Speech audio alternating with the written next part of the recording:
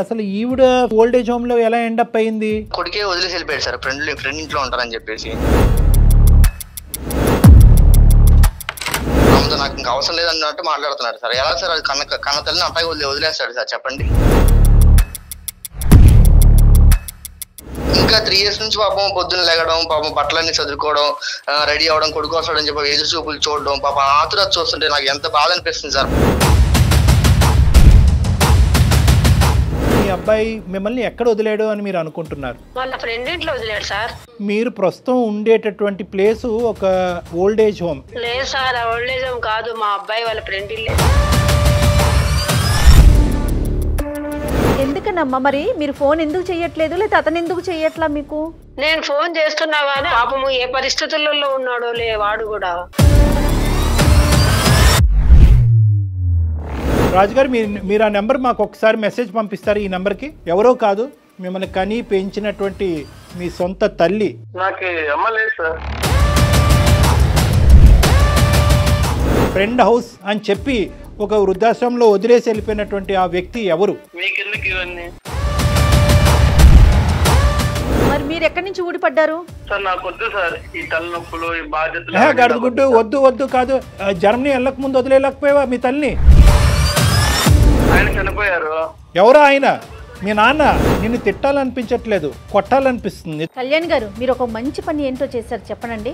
ఆవిడమ్మ మీరు లైన్లో ఉండమాకండి, అతనితో మేమే మాట్లాడతామని. ఆ తల్లి వినిందంటే గుండె పగిలిపోయేదండి పాటికి. నువ్వు గ్రీన్ కార్డ్ కావాల్సినటువంటి ఒక అమ్మాయిని పెళ్లి చేసుకుని అక్కడే సెటిల్ అవుతానంటున్నావు. భార్య కావాలి, పిల్లలు కావాలి, మరి నీకు తల్లి వద్దా?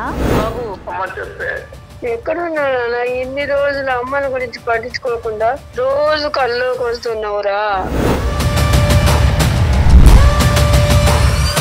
ఇన్ని రోజులు ఎక్కడున్నావు, ఈ అమ్మని గురించి పట్టించుకోకుండా పిచ్చిదాని లెక్క అయిపోయినారా నాయన.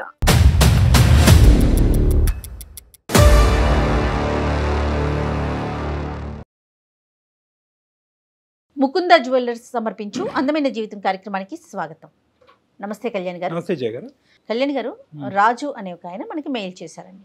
నాకు అతను మెయిల్ చూసినాక ఈ రోజుల్లో ఇలాంటి వారు కూడా ఉన్నారా, ఉన్నందుకు చాలా సంతోషం, చాలా హ్యాపీగా అనిపించిందండి. ఒక మంచి విషయానికి, తనకు సంబంధం లేని ఒక విషయానికి సంబంధించి మన దాకా వచ్చాడు.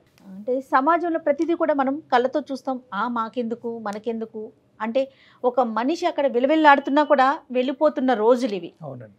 అలాంటిది సమాజంలో జరుగుతున్న ఒక చిన్న ఇన్సిడెంట్కి సంబంధించి రెస్పాన్సిబిలిటీగా తీసుకొని మన దాకా తీసుకొచ్చాడండి.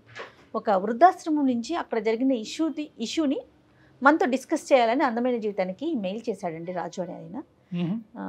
కాల్ చేద్దామండి, ఒకసారి మాట్లాడదాము. ఆ విషయం ఏంటో మీకు కూడా క్లియర్గా అర్థమవుతుంది. తప్పకుండా మరి ఒకసారి కాల్ చేసేస్తానండి. తప్పకుండా మేడం.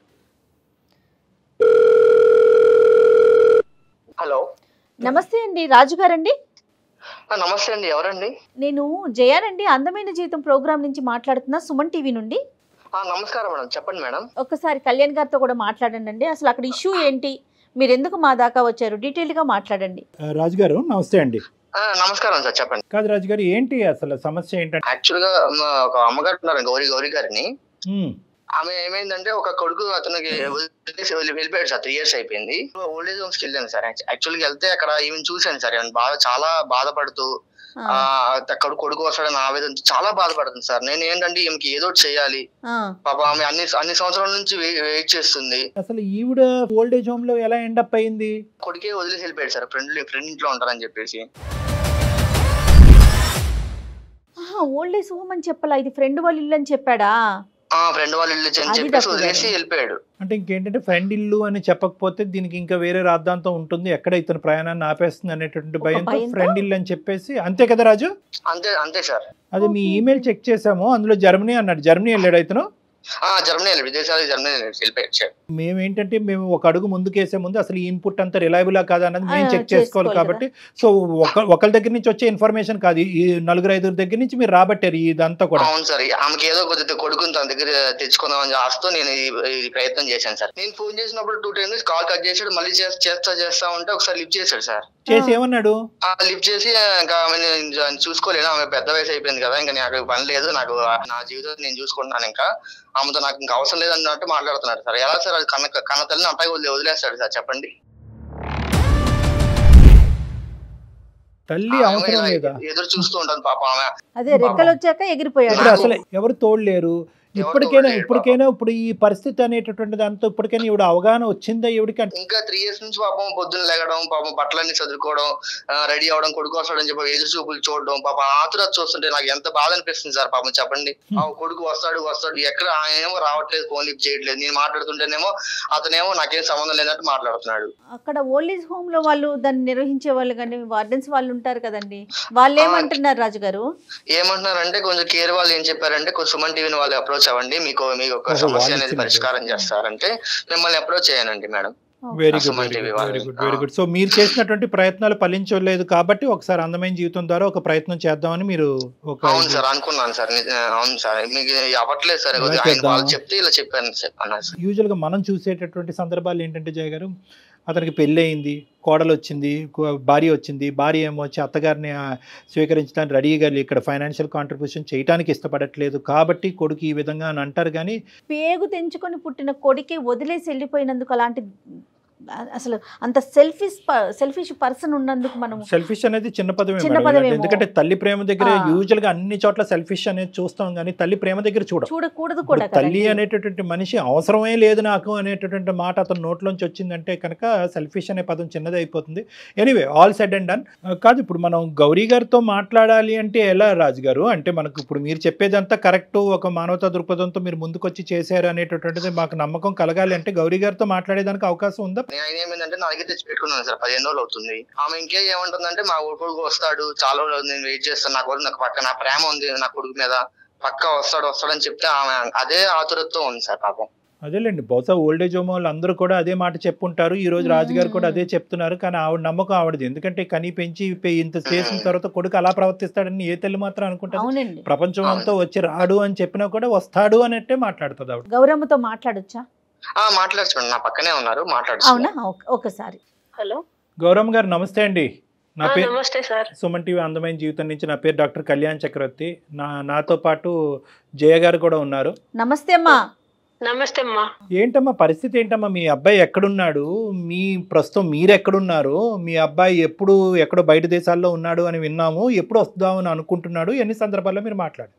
మా అబ్బాయి వస్తాడు సార్, నన్ను తీసుకెళ్తానని చెప్పి వాళ్ళ ఫ్రెండ్ ఇంట్లో 2 days ఆగు, మనకు వీసా అవి రావాలి కదా, నీకు టైం పడుతుందమ్మా, నువ్వు ఇక్కడ ఉండు, నేను పని చూసుకొని అన్ని అక్కడ సెటిల్ అయ్యి నేను తీసుకెళ్తాను అన్నాడు సార్.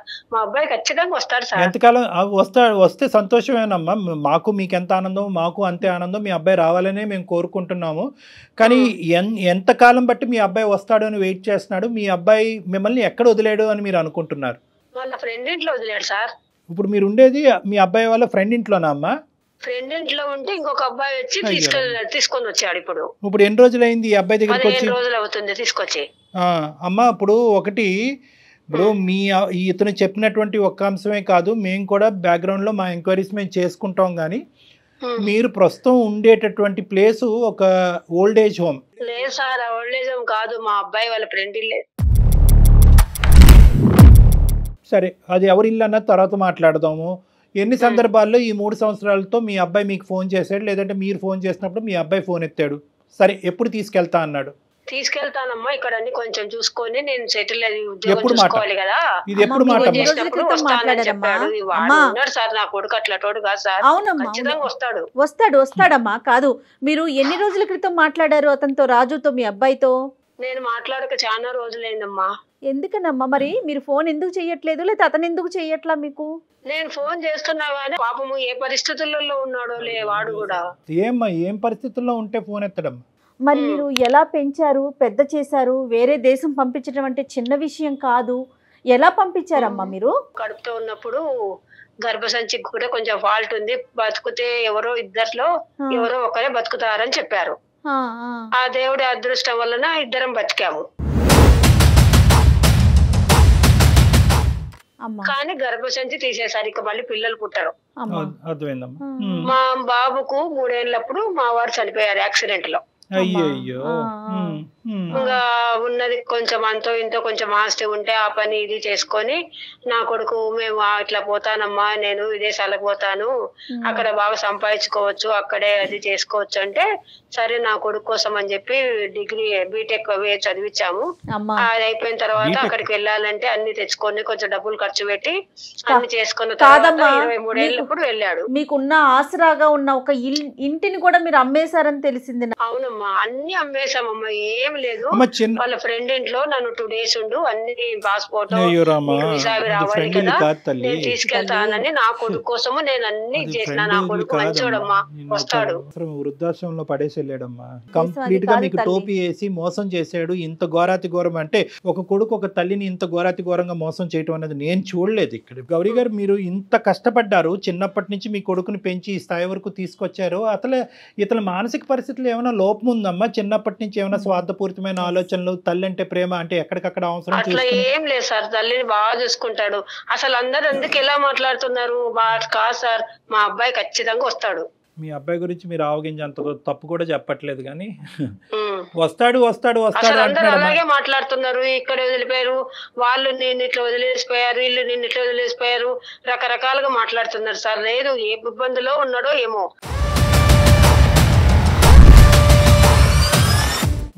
ఇప్పుడు రాజుగారు వచ్చారు. రాజుగారు ఒక 15 రోజుల పాటు మిమ్మల్ని తన ఇంటికి తీసుకెళ్లాడు. అతను కూడా పెద్ద హృదయము, గొప్ప మనిషి అతను.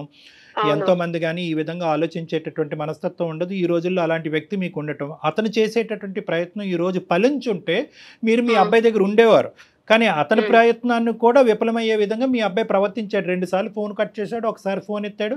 అసలు నాకు అటువంటి అంటే ఈ మాట చెప్తున్నాను, నాకు చాలా బాధగా ఉంది, మీకు బాధ కలుగుతుంది. మీ అబ్బాయి అన్న మాట అంట, నాకు ఎటువంటి బంధాలు లేదు, నాకు ఎటువంటి ప్రేమ ఆప్యాయతలు లేదు, నాకు అసలు తల్లి అనేటటువంటి బరువు బాధ్యతలు కూడా నాకు వద్దు అని అంటున్నాడంట. ఇదేం విడ్డూరం?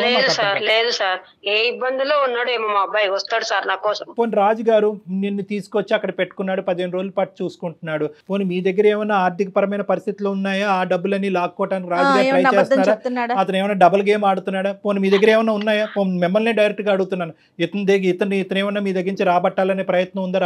రాజుగారు కరెక్ట్ మనిషా కాదా? నా దగ్గర ఏమీ లేదు, మీ దగ్గర చిల్లుగవ్వ కూడా లేదు. మేము చేసేటటువంటి కొన్ని ఎంక్వైరీస్ లో రాజుగారి యొక్క పరిస్థితి కూడా కనుక్కున్నాం. అతను ఇలాంటి సేవా కార్యక్రమాలు, ఒక NGO ఆర్గనైజేషన్ నడుపుకుంటున్నాడు, ఒక సామాజికవేత్త. ఇలాంటి మంచి కార్యక్రమాలు చేసుకుంటూ పోతా ఉంటాడు. అతనికి ఇంకొక ఆలోచన, మా ఫ్రెండ్, మా అబ్బాయి ఫ్రెండే పంపించినాడు, తీసుకొచ్చినాడు అని నేను అనుకుంటున్నాను. అదే, మీరు ఇంకా ఆ లూప్ లోనే కాదు మా 3 ఏళ్ళు అవుతుంటే గౌరమ్మ ఒక 5 నిమిషాలు మీతో మాట్లాడటానికి టైం లేదా అతనికి?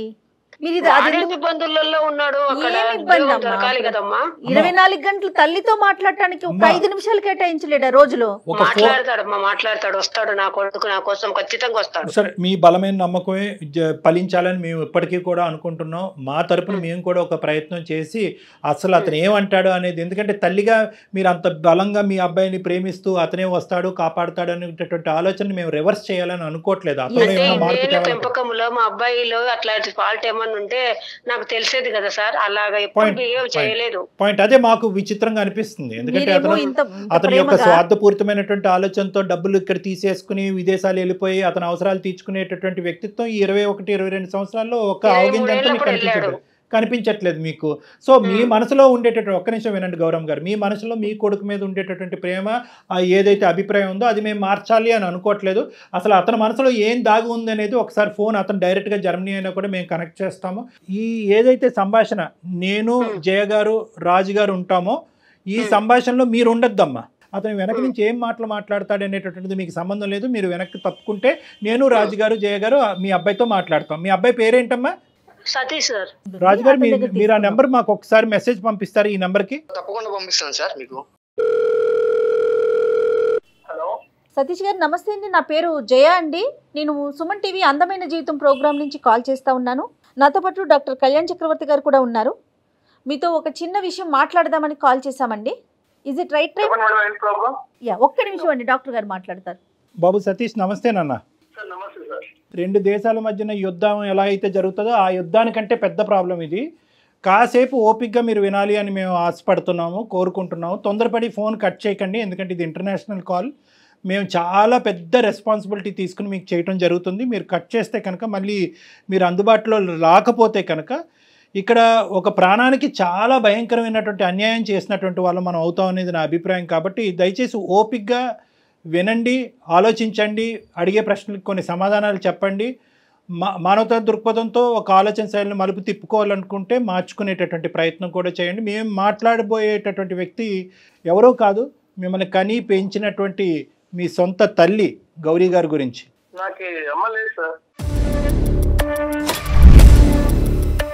అమ్మ లేదా మీకు? మరి గౌరీ గారు ఎవరు? మరి మీరు ఎక్కడి నుంచి ఊడిపడ్డారు? కాదు కదా, అసలు అసలు అసలు గౌరీ గారు ఎవరండి? గౌరీ అమ్మ లేదు అనే దానికి మీరు ప్రశ్న, మీరు ఒక సమాధానం చెప్తే మేము ఒక ప్రశ్న అడుగుతాం. కాబట్టి ప్రశ్న సమాధానం ఈ యాంగిల్ నుంచి మనం వెళ్దాం, తప్పులేదు. మీకు అమ్మ లేకపోతే కనుక అది ఒక అంశం. కానీ గౌరీ గారు ఎవరు? మేము ఇప్పుడు వరకు మాట్లాడినటువంటి గౌరీ గారు ఫ్రెండ్ హౌస్ అని చెప్పి ఒక వృద్ధాశ్రమంలో వదిలేసి వెళ్ళిపోయినటువంటి ఆ వ్యక్తి ఎవరు? అసలు మీరు ఎవరు సార్? అసలు మీకెందుకు ఇవన్నీ?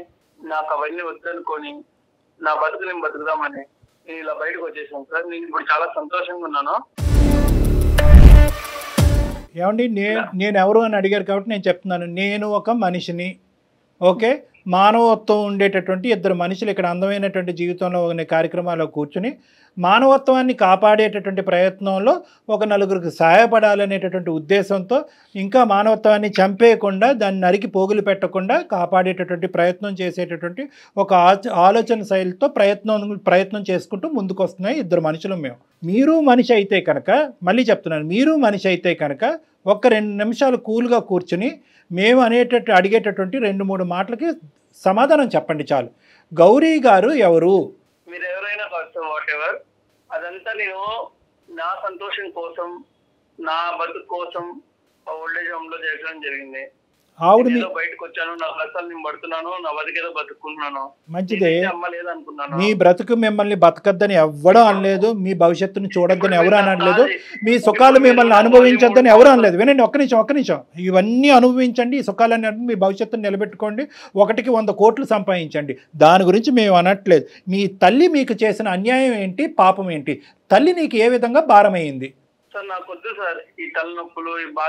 గడుగుడ్డు వద్దు కాదు, జర్మనీ వెళ్ళక ముందు వదిలేకపోయావా మీ తల్లిని? వద్దేంటయ్యా, వద్దు, నీ ఇష్టం ఏంటి? అసలు బంధాలను వద్దంట కాదు కళ్యాణ్ గారు, అసలు ఆవిడే లేకపోతే తను ఎక్కడి నుంచి వచ్చాడండి? ఈ రోజు జర్మనీలో కూర్చొని ఎలా మాట్లాడగలుగుతున్నాడు? ఏ వయసు అప్పుడు మీ నాన్నగారు చనిపోయారు? ఏం మాట్లాడుతున్నారు మీరు సతీష్ గారు? చనిపోయిన తర్వాత ఎవరు చూసుకున్నారు? ఎవరు నిన్ను కాపాడారు? ఎవరు చదివించారు? ఎవరు నీకు గోరుముద్దలు తినిపించారు? ఎవరు నీ ఆలన పాలన చూసుకున్నారు? నీకేమైనా డిమెన్షియా, మెమరీ లాసా? అక్కడ ఇండియాకి వచ్చి ఇప్పుడు ఆమెతో ఉండి ఆమె సేవలు చేసుకుంటూ కూర్చోవాలా? అరే రావద్దురా బాబు, నువ్వు ఇండియా రావద్దు. నిన్నెవడు రమ్మని చెప్పాడు? నువ్వు ఇండియా రావద్దు. కానీ ఇక్కడ నీకు ఒక తల్లి అనేటటువంటి ఒక వ్యక్తి ఉంది కదా, ఆవిడ బాగోగులు చూసుకోవాల్సినటువంటి బాధ్యత నీకు ఉంది కదా. ఇంత స్వార్థం నేను ఎక్కడ చూడలేదు నాన్న. ఆవిడ ఒక ఆలన పాలన చూసుకోవాలా? ఆవిడ తిండి తింటుందా? ఆవిడ ఆరోగ్య పరిస్థితులు ఏంటి? ఆవిడ పరిస్థితి ఏంటో తెలుసా? లైన్లో రాజుగారు ఉన్నారు, అతను చెప్తాడు కావాలంటే ఎంత భయంకరంగా ఉందో ఆవిడ పరిస్థితి. ప్రతిరోజు అంటే నువ్వు వస్తావని చెప్పి విమానంలో ల్యాండ్ అవుతావు, ఆవిడ ఇంటి ముందు ల్యాండ్ అవుతావు అని చెప్పి పెట్టి బేడ సర్దుకుని విమానం ఎక్కించుకుని వెళ్తావని చెప్పి పిచ్చిది వెయిట్ చేస్తుందంట. ఆవిడ మానసిక పరిస్థితి ఎలా ఉందో నీ తల్లి మానసిక పరిస్థితి నీకు అర్థమవుతుందా? నాకు ఆ బరువు బాధ్యతలు అవన్నీ నాకు వద్దు సార్, నాకు తలకాయనప్పుడు వద్దు. నేను ఇక్కడ మంచిగా సెటిల్ అవుదామని వచ్చాను. నేను ఇక్కడ మ్యారేజ్ చేసుకుని, ఇక్కడ అమ్మాయిని మ్యారేజ్ చేసుకుని, గ్రీన్ కార్డ్ తీసుకుని ఇక్కడ హ్యాపీగా ఉంటాను. నాకు ఆవిడ వద్దు సార్. వద్దు అని చెప్పడానికి కారణం ఏంటి సతీష్? నిన్ను తిట్టాలనిపించట్లేదు, కొట్టాలనిపిస్తుంది. నిజంగా నేను ఈరోజు నిజంగా ఎప్పుడు నేను ఈ మాట అనలేదు, కొట్టాలని అనిపిస్తుంది. అసలు అతను ఏం మాట్లాడుతున్నాడు? కాన్షియస్ లో అసలు ఉన్నావా? పోనీ ఒక్క అంశం చెప్పు మీ తల్లి గారి గురించి. మొత్తం 21-22 నువ్వు బీటెక్ చదివి కంప్లీట్ చేసి ఆమె జర్మనీ ఆవిడ ఆస్తులన్నీ అమ్మేసుకుని ఆ డబ్బులతో అక్కడ పారిపోయావు కదా. అప్పటి వరకు మీ తల్లి నీ జీవితంలో చేసినటువంటి ఒక్క ఆవగింజంత అన్యాయం, కష్టం, నష్టం ఏదన్నా ఉంటే నాకు చెప్పు. ఏం చేశారు సార్? కన్నారు, ఆయన చనిపోయారు. ఎవరు ఆయన? మీ నాన్న. ఆయన అంటే ఆయన ఏంటయ్యా? ఏం మాట్లాడుతున్నావు నువ్వు? చనిపోయారు. అయితే వెళ్ళిపోయారు. ఆ తర్వాత మీ అమ్మ వెళ్ళి ఇంకో 2 పెళ్లిళ్ళు చేసుకుందా? ఆమె వదిలేయలేదు కదా నిన్ను. నా జీవితం గురించి నేనే ఆలోచించుకొని ఆ ఉన్న డబ్బులతో, ఆ ఉన్న ఆస్తితో నేను చదువుకొని వీడియోతో సంపాదించినట్టు మాట్లాడుతున్నాడు. అలా కాదయ్యా, మీ అమ్మ పడినటువంటి కష్టం ద్వారా వచ్చినటువంటి పైసాతో నువ్వు చదువుకున్నావు కదా. ఎందుకు నీ బ్యాక్గ్రౌండ్ ఎందుకు మర్చిపోతున్నావు? నీకేమైనా మెంటల్ ప్రాబ్లం ఉందా? డిమెన్షియా ఉందా? మరుపు ఉందా?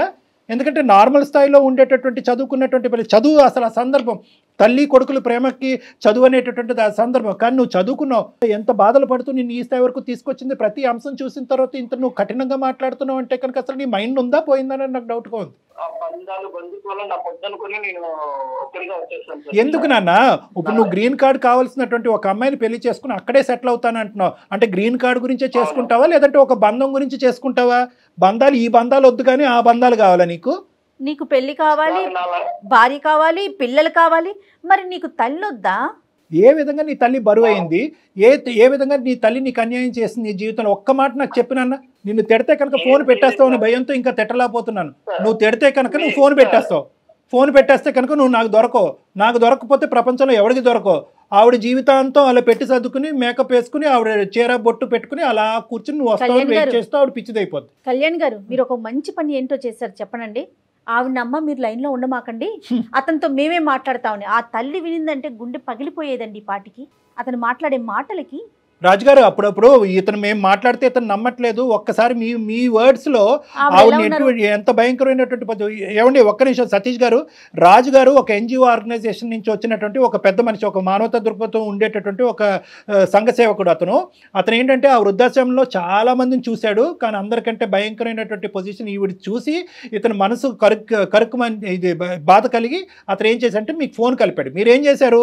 2 సార్లు ఫోన్ కట్ చేశారు. యాజ్ యూజువల్ మీకు అలవాటే కదా ఫోన్లు కట్ చేయడం.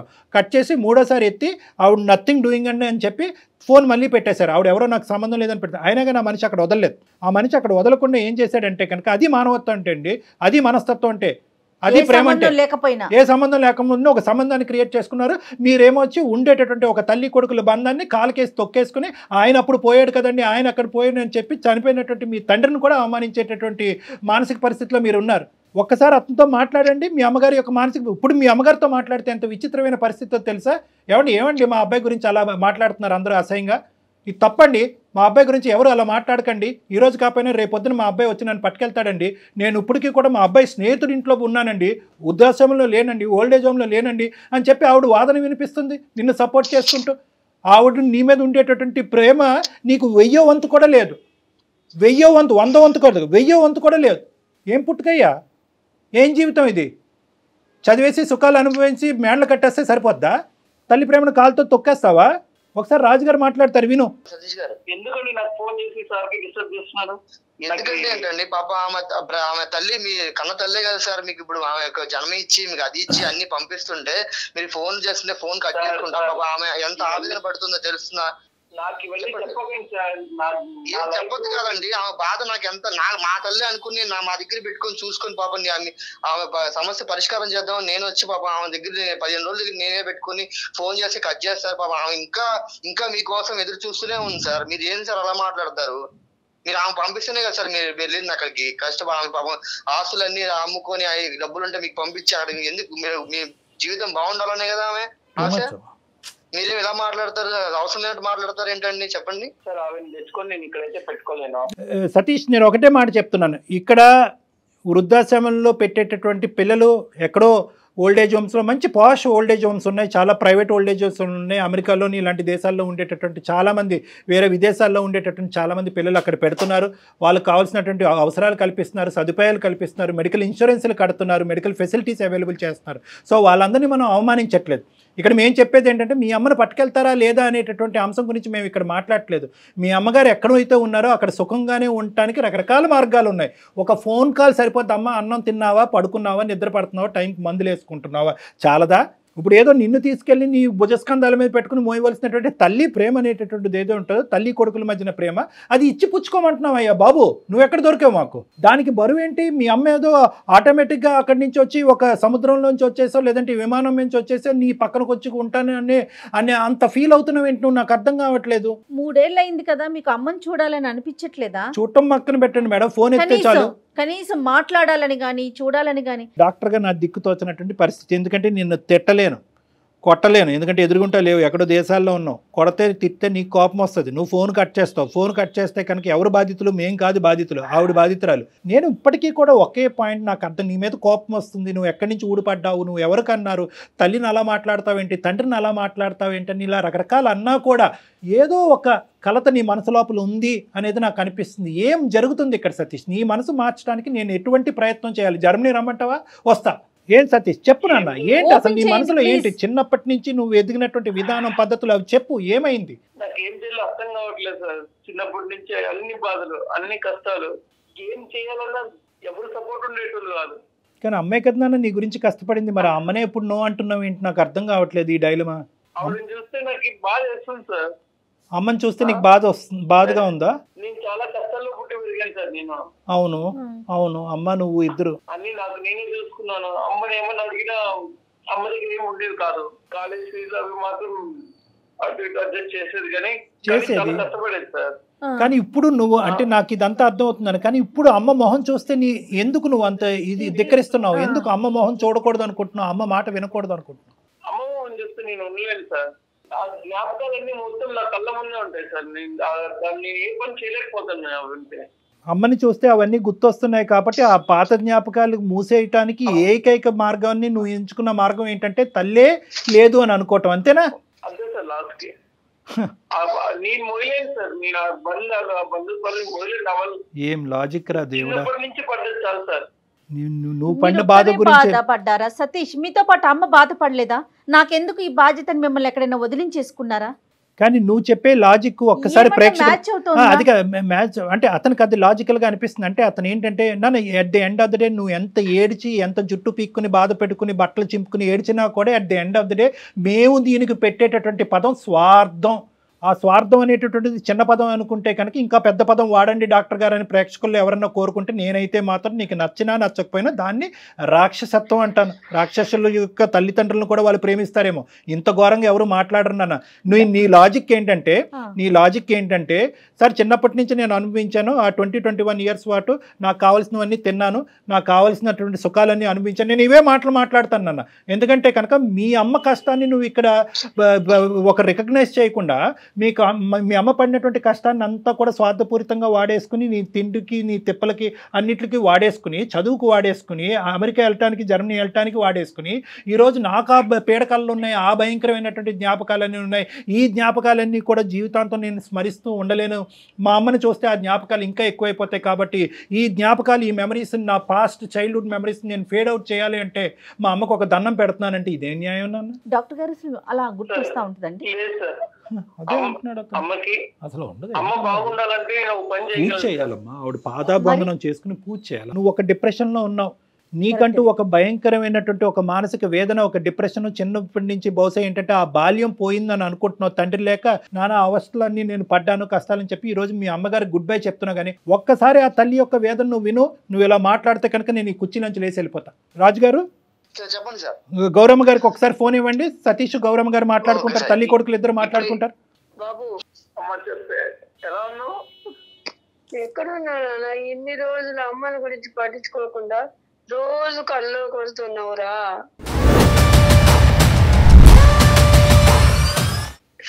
ఇలా వదిలేసి వెళ్ళిపోయావు. ఎలా ఉండాలి నేను ఒక్కదాన్ని? పిచ్చిదాని లెక్క అయిపోయి రోజు నీ కోసం ఎదురు చూస్తూ ఉన్నాను. ఇలా ఈ రోజు వస్తావు 3 ఏళ్ళు అయినాయి అని చెప్తున్నారు. రోజు నీ కోసం ఈ బస్సు ఈ కారు అన్ని చూసి ఎప్పుడు ఫోన్ చేసినా ఫోన్ మాట్లాడవురా. ఎందుకు ఎక్కడ పోయినావు? ఇన్ని రోజులు ఎక్కడ ఉన్నావు? ఈ అమ్మని గురించి పట్టించుకోకుండా పిచ్చిదాని లెక్క అయిపోయినారా నాయన. నన్ను క్షమించమ్మా. నా జీవితం కోసం నేనే స్వార్థంగా ఆలోచించుకుని తప్పని చేశానమ్మా. నేను చూడకుండా నేను ఉండలేను నాన్న, నన్ను తీసుకెళ్ళు. గౌరమ్మ గారు, మీ అబ్బాయి చాలా పని ఒత్తిడిలో ఉన్నాడు. ఓకే, ఆ పని ఒత్తిడిలో ఉండటం వల్ల సరైనటువంటి సమయం సందర్భం చూసుకుని ఇండియా రాలేనటువంటి పరిస్థితిలో ఉన్నాడు. మీ అందరం ఏంటంటే మీ అబ్బాయి మంచోడు కాదనో, నిన్ను ఒంటరిదాన్ని చేశాడు, నిన్ను అనాథం చేశాడని చెప్పి మేమే ఇంకొక పిచ్చాభిప్రాయానికి వచ్చాము. మా అభిప్రాయంలోనే తప్పు ఉంది, మీ ప్రేమే గెలిచింది. మీరు అనుకున్నట్టుగానే మీ అబ్బాయి పర్ఫెక్ట్, మీకు తగినటువంటి కొడుకు మీ అబ్బాయి. అయితే ఆ అబ్బాయి తొందరలోనే ఇండియా వస్తాడు, మిమ్మల్ని తీసుకుని జర్మనీ వెళ్తాడమ్మా. ఓకేనమ్మా? Okay sir. ఓకే ఓకే, మీరు ఒక్క 2 నిమిషాలు మీరు పక్కకు తప్పుకుని ఒకసారి మన రాజుగారికి ఫోన్ ఇవ్వండి అమ్మా. హలో రాజుగారు, చెప్పండి సార్. ఇప్పుడు మనం మాట్లాడుకునేది మళ్ళీ ఆవిడకి వినిపించకూడదు, ఎందుకంటే ఇది ఓన్లీ ఏంటంటే మన నలుగురు మధ్యనే ఉండాలి ఈ అంశం. ఎందుకంటే ఈ అబ్బాయి ఆలోచన శైలిలో ఇటువంటి యాంగిల్ ఉన్నది అనేది కల్లో కూడా తల్లి వరకు తెలియకూడదు. ఓకేనా? ఓకే. ఎందుకంటే కనుక ఇప్పటికీ కూడా ఆవిడ ఆ భ్రమలో ఉంది అంటే కనుక అదే భ్రమలో ఉండేవండి. ఎందుకంటే ఒక 100 మంది వచ్చి అమ్మ నీ కొడుకు వెళ్ళిపోయాడమ్మా, నీ అనాథం చేశాడమ్మా, ఎప్పటికీ తిరిగి రాడన్నా కూడా ఆవిడ నా కొడుకు ఖచ్చితంగా తిరిగి వస్తాడు, మీరందరే పొరపాటు పడుతున్నారు అనేటటువంటి ఆ తల్లి స్థాయి ప్రేమని మనం ఎప్పటికీ కూడా ఆవిడ జీవిత కాలంలో ఎప్పటికీ కూడా మనం అది డైల్యూట్ చేయకూడదు. సో సతీష్, మీకు నేను కౌన్సిలింగ్ చేసి మీకు ఒక కనువిప్పు కలిగించి ఒక అవగాహన కలిగించేటటువంటి ప్రయత్నం చేసాం. అందులో మేము సక్సెస్ఫుల్ అయ్యామని మేము అనుకుంటున్నాం. కాబట్టి ఇంకొక మినిట్ కూడా నువ్వు అక్కడ ఉండకుండా నువ్వు ఇమీడియట్గా టికెట్ బుక్ చేసుకుని నువ్వు ఇండియా వచ్చి అవకాశం ఉంటే కనుక వీసాకి అప్లై చేసి ఇమీడియట్గా మీ అమ్మగారిని ఆ వృద్ధాశ్రమం నుంచి మీ జర్నీ ఎక్కడికో తీసుకుని వెళ్ళండి. ఆల్ ద బెస్ట్ నాన్న. చాలా సంతోషం అండి. రాజుగారు, చెప్పండి సార్. మీకు శతకోటి వందనాలు. మామూలుగా కాదండి, శతకోటి వందనాలు.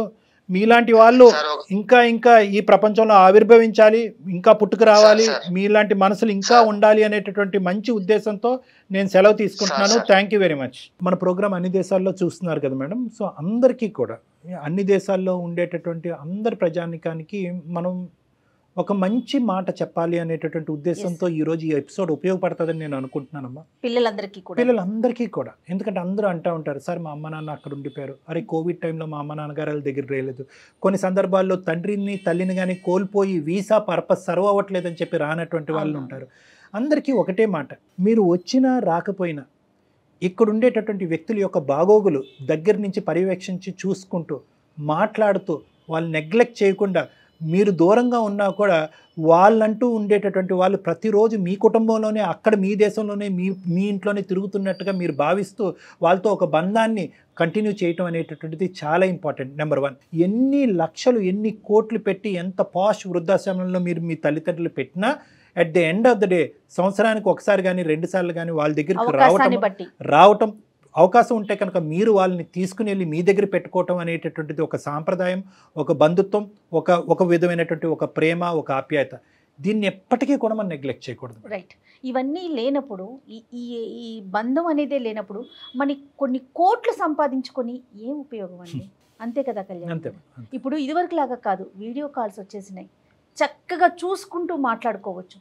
టెక్నికల్గా మనం చాలా ముందున్నాం కదా. మీరు అన్నట్టు ఒక్క 5 నిమిషాల తల్లిదండ్రులతో ఒక్క 5 నిమిషాలు రోజుకి మాట్లాడగలిగితే బహుశా గౌరమ్మ లాంటి వాళ్ళు ఉండరేమో అని. ఎందుకంటే ఇప్పుడు ఈ కేసులో కూడా చూసారు మేడం, ఆ అబ్బాయి మనసులో కూడా తల్లి అంటే ప్రేమ ఉంది. ప్రేమతో పాటు ఆ చైల్డ్హుడ్ జ్ఞాపకాలకు సంబంధించినటువంటి ఒక భయం కూడా అతను. ఇప్పుడు మాకులాగా వినే వాళ్ళకి ఏమనిపిస్తుంది అంటే చాలా ఫూలిష్గా ఆలోచిస్తున్నాడు, చాలా షెల్ఫిష్గా ఉన్నాడు అనిపిస్తుంది. కానీ ఇప్పుడు మీరు యాజ్ ఎ డాక్టర్గా మీరు చెప్పేది అంటే తనకి ఆ చిన్ననాటి జ్ఞాపకాలు అలా ఉండిపోయినాయి, మళ్ళీ అందులోకి వెళ్ళిపోతానేమో అనేటువంటి ఒక ఫోబియా కూడా ఉంది మేడం.